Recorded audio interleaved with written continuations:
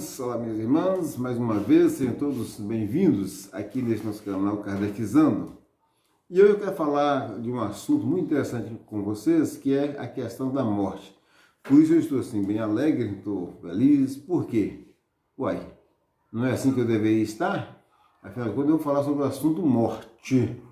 Então por que eu deveria estar triste? O que é a morte? Você tem medo da morte? Você tem pavor da morte? Alguém na sua família tem pavor da morte? Nós vamos tratar desse assunto aqui hoje, mas ele é um assunto bem comprido, aqui tem umas 10 perguntas em O Livro dos Espíritos, e por essa razão, vocês vão ter que ter paciência e ouvir uns 2 vídeos desse aí. De imediato, eu quero que vocês não se esqueçam de se inscrever no canal, darem like, compartilharem com os amigos de vocês, para que todos aqueles que gostarem do nosso trabalho, né, se inscreverem também e divulgarem ao máximo isso aí. Então o assunto, morte, no Livro dos Espíritos está separação da alma e do corpo. Na pergunta 154, que é a primeira, Kardec a fez da seguinte forma: é dolorosa a separação da alma e do corpo?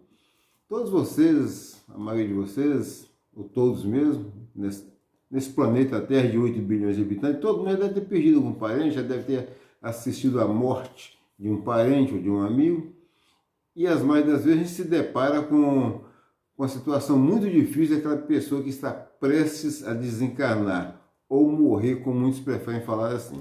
Eu não gosto de falar morrer, porque morrer ninguém morre, a gente só desencarna, certo? Então, às vezes, a pessoa está doente, muito tempo doente, e naquele momento exato, aquele instantezinho final, é seguido de muito torpor, de muitos estertores, de muitas vezes gritos, gemidos, coisas bastante desagradáveis, tanto para quem está indo embora, como para quem está ali assistindo, né?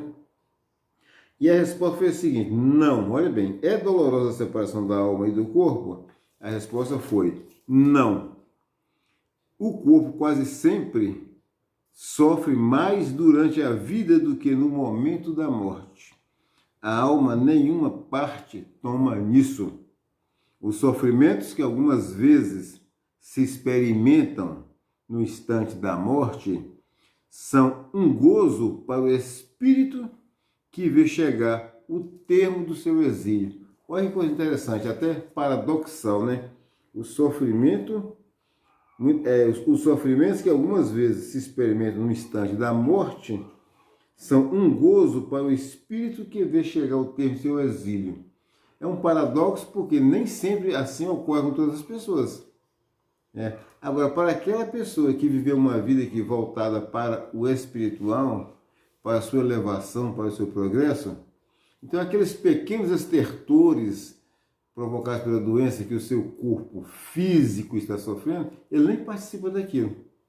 Ele nem sente aquilo. Ele, como espírito, às vezes está muito consciente e às vezes ansioso para que aquilo se opera logo, porque para ele é o fim do exílio, é o fim de uma pena, entendeu? É como se fosse algumas vezes uma cadeia, cumpriu a pena e as portas da cadeia estão se abrindo para ele. Mas isso não é para todos os espíritos encarnados na Terra, são apenas para alguns. E Kardec fez o seguinte comentário: na morte natural, a que sobrevém pelo esgotamento dos órgãos, em consequência da idade, o homem deixa a vida sem o perceber. É uma lâmpada que se apaga por falta de óleo. Vocês façam a comparação disso aí, um jovem, uma mulher jovem, um homem jovem aí, com seus 20 e poucos anos, vigor físico, energia pura, bem atrelado, bem amarrado ali dentro.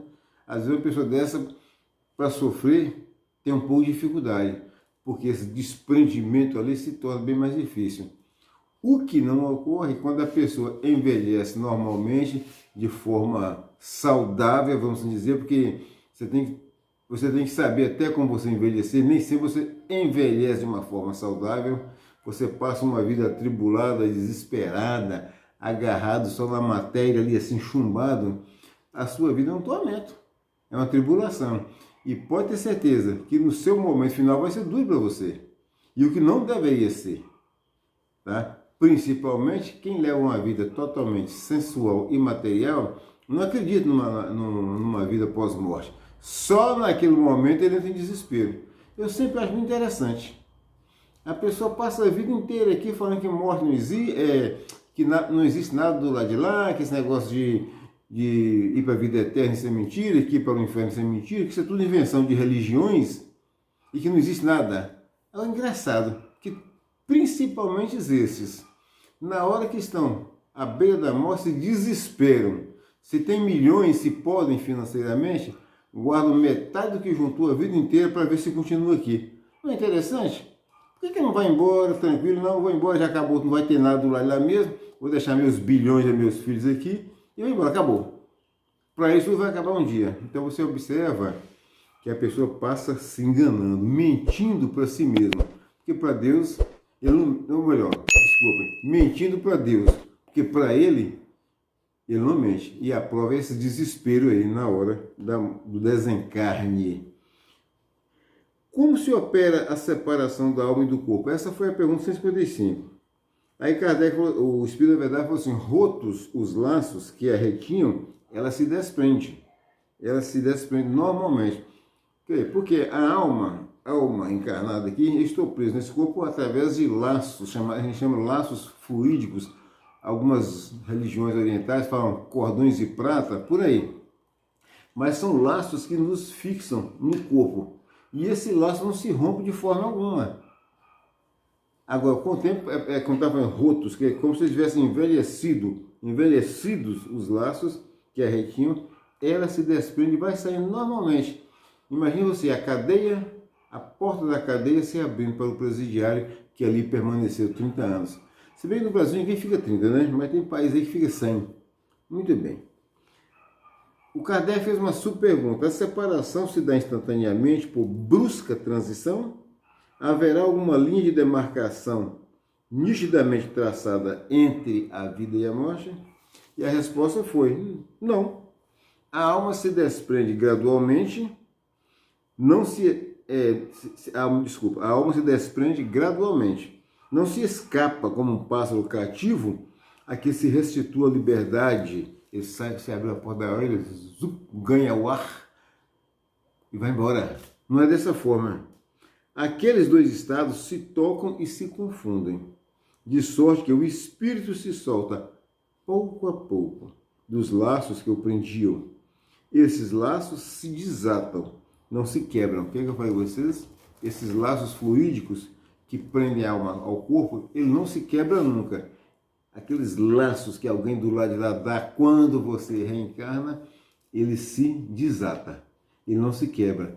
E você passa para outra dimensão da vida de uma forma tranquila. Sempre lembrando, consoante com seu modus vivendi aqui na Terra. Se você leva uma vida aloprada, meu irmão, muito doidão mesmo, só pensa no lucro pelo lucro, em detrimento de todo mundo, pode se preparar que o seu desencarne vai ser bem sofrido. Por quê? Você vai ver, você vai se dar conta com a sua realidade do lado de lá. E a sua consciência está lhe dizendo tudo que você vai ter que acertar. Não está na Bíblia assim? Tudo que fizer o seu irmão, me fala, não, assim, a colheita é livre, a semeadura é livre, porém a colheita é sempre obrigatória. E daqui não saireis enquanto não pagardes o último ceitil de suas dívidas. Entenda essa dívida aí como as maldades que você faz, o que eu faço, o que nós fazemos, as trapaças, as pilantragens, as corrupções, tá? A conspurcação da verdade do Evangelho do nosso Senhor Jesus Cristo. Tá bom? Isso custa muito caro e às vezes milhares de encarnações. Então, muito bem. Então é o seguinte, então resumindo é isso. Durante a vida o espírito se acha preso ao corpo pelo seu envoltório semimaterial ou perispírito. Já falamos sobre isso aí nos nossos vídeos anteriores. É só vocês resgatarem os vídeos que vocês vão ver lá. A morte é a destruição do corpo somente, só da matéria. Não a desse outro invólucro que do corpo se separa quando cessa a vida orgânica. Então, cessou a vida orgânica aqui, isso aqui está imprestável para ter vida orgânica aqui, ela cessou, desapareceu, desgastou, as energias intracelulares aqui morreram, se apagaram, então não dá mais para uma alma ficar aqui dentro. Esse é o termo final que Deus escreve para cada um de nós, que começa a contar, eu diria, desde quando aquele feto se forma na barriga da mãe, e vamos marcar esse tempo. Saiu da barriga da mãe, começou a contagem regressiva para voltar.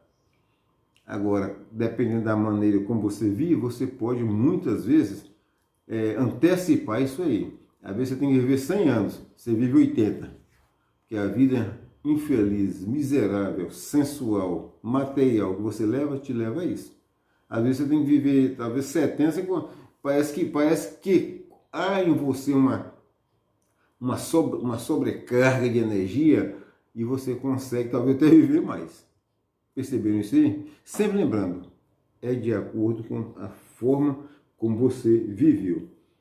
Então, aqui embaixo tem algumas observações, porque é muito grande, eu vou procurar resumir para vocês aqui, rapidamente assim, ó.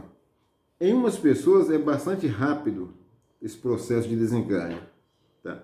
Podendo dizer-se que o momento da morte é mais ou menos o da libertação. Em outros, naqueles, sobretudo, cuja vida foi toda material e sensual, o desprendimento é muito menos rápido e, consequentemente, bem mais doloroso. Durante algumas vezes, dias, semanas e até meses, o que não implica existir no corpo a menor vitalidade, nem a possibilidade de volver à vida, mas uma simples afinidade com o espírito, afinidade que guarda sempre proporção com a preponderância que, durante a vida, o espírito deu à matéria.